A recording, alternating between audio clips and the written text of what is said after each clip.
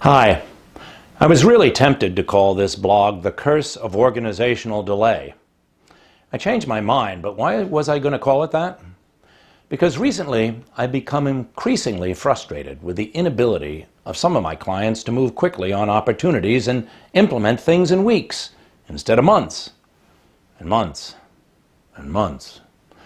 However, my better senses prevailed and I changed the name to Organizational Agility, because it's a lack of organizational agility that is preventing these clients from being able to do this.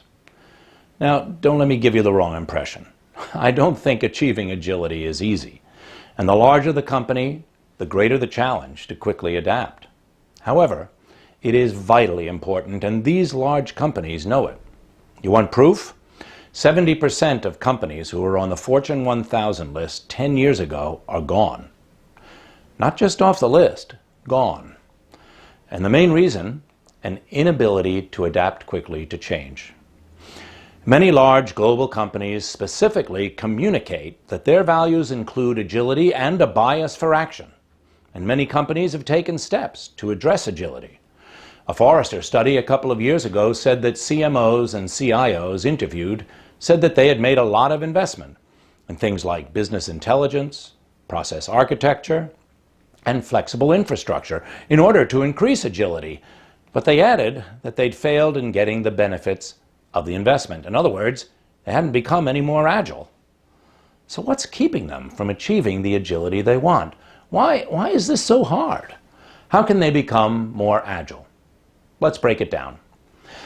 First of all, according to the same Forrester study, organizational agility needs to be broken down into 10 dimensions. In marketing, agility should include market responsiveness and channel integration. In organization, it should include knowledge sharing, a digital psychology, and change management.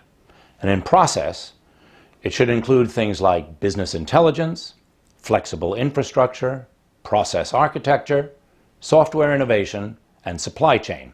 Now, sure, these are all hard to impact. But then there's also the culture of the organization. I mean, employees don't relish change. Things have been done a certain way for a long time.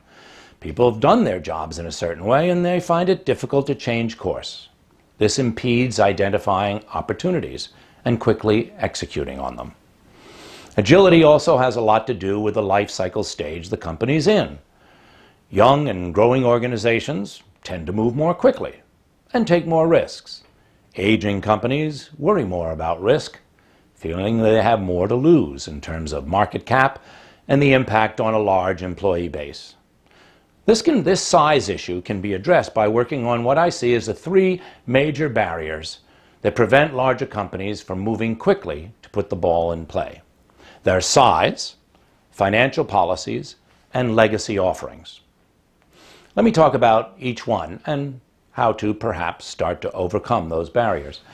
Being a large company allows for leverage over competitors, customers, and suppliers.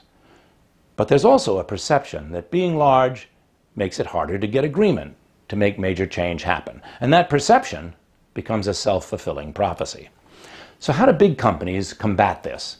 They identify what they want to change. They break it into executable chunks and use things like skunk works and testing, prototyping, greenfields, approaches like that.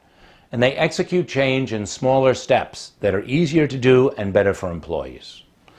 The second barrier, I think, is finance policies. What do you do about them? Well, finance functions in large companies need to take stock of how their policies are slowing things down and ask themselves some hard questions. Like, how often do we delay or scuttle a good initiative because we can't fit it into the way we account for things? How many times do we stall on an initiative because it would mean writing off investment that didn't pan out? In general, ask in what ways you're letting the tail wag the dog by giving too much weight to technical financial requirements. And I can include HR and legal in this bucket as well. Finally, the third barrier, legacy offerings. All companies have legacy offerings, legacy products that are no longer profitable but are important to a small percentage of customers. Legacy systems or platforms that support offerings of questionable profitability yet employ loads of people and operations to keep them going. This need to support legacies slows down your ability to try new things.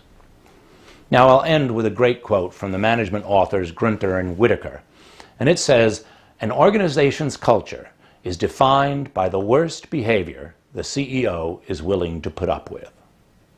If a leader puts up with delay, lethargy, excuses, and prevarications, his or her organization has little chance of achieving agility or a bias for action, regardless of what it says in the value statement.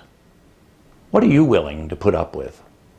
Take a hard look at what's stopping you from moving quickly, or put it off.